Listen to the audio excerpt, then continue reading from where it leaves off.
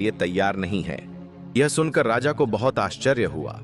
इस बार राजा ने कुछ और लोगों को दाई के घर भेजा। उन्होंने उसे तरह तरह के लालच दिए। उसे धन और सुख सुविधाओं का वादा भी किया गया, यहाँ तक कि उसे डराया और धमकाया भी गया। फिर भी वह बूढ़ी औरत अपने निर्णय से नहीं डिगी। उसका यह हठ देखकर राजा क्रोध से भर उठा। राजा ने तुरंत आदेश दिया, उस बूढ़ी औरत को तुरंत पकड़कर हमारे दरबार में लाया जाए। राजा का आदेश मिलते ही सैनिक तुरंत दौड़ पड़े। उन्होंने दाई मालती को पकड़ लिया और उसे बंदी बनाकर दरबार में ले आए। दरबार में पहुंचते ही सैनिकों ने उस बूढ़ी औरत की निर्दयता से पिटाई शुरू कर दी। सैनिकों की निर्दय मार उस बूढ़ी दाई से सहन नहीं हुई। जैसे ही कोड़ों की कुछ और चोटें पड़ी, वह दर्द से चीखती हुई राजा के सामने गिर पड़ी। अब उसके पास सच्चाई छिपाने का कोई उपाय नहीं बचा था। कांपती आवाज में वह बोली, महाराज, जिस लड़की से आप विवाह करना चाहते हैं वह कोई और नहीं बल्कि आपकी ही सगी पुत्री है। यह सुनते ही पूरा दरबार स्तब्ध रह गया। दाई ने रोते हुए आगे कहा, जब रानी ने उस नवजात बच्ची को मुझे मारने के लिए सौंपा था तब मेरा हृदय कांप उठा। मैं उस मासूम को कैसे मार देती, इसलिए मैंने उसे अपने घर में रख लिया और सबको यह बता दिया कि वह मेरे भाई की बेटी है। मैंने ही उसे पाल पोस कर इतना बड़ा किया है।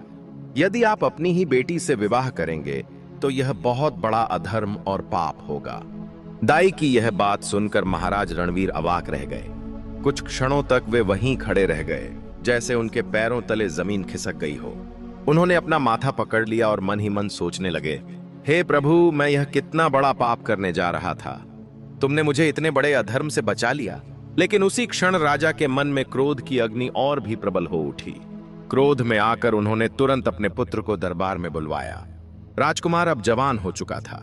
राजा ने कठोर स्वर में आदेश दिया, बेटा, उस लड़की को जंगल में ले जाओ, वहां उसका सिर काटकर उसे वहीं दफना देना और प्रमाण के रूप में उसकी दोनों आंखें निकालकर मेरे पास लेकर आना। वही राजकुमार उस युवती का बड़ा भाई था। अब वह भी जवान हो चुका था।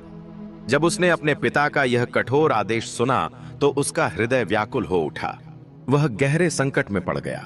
राजकुमार मन ही मन सोचने लगा, पिताजी ने मुझे कितना भयानक पाप करने का आदेश दिया है।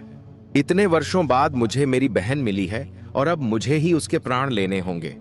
यदि मैंने ऐसा किया तो भगवान भी मुझे कभी क्षमा नहीं करेंगे। राजकुमार का मन अत्यंत दुखी हो गया। वह बार बार यही सोचने लगा कि वह अपनी ही बहन की हत्या कैसे कर पाएगा। वह मन में विचार करता, मैं अपनी ही बहन का सिर कैसे काट सकता हूं, मैं उसकी आंखें निकालकर पिताजी को कैसे दिखाऊं। लेकिन वह यह भी जानता था कि उसका पिता बहुत जिद्दी स्वभाव का है। यदि उसने इस आदेश को मानने से इनकार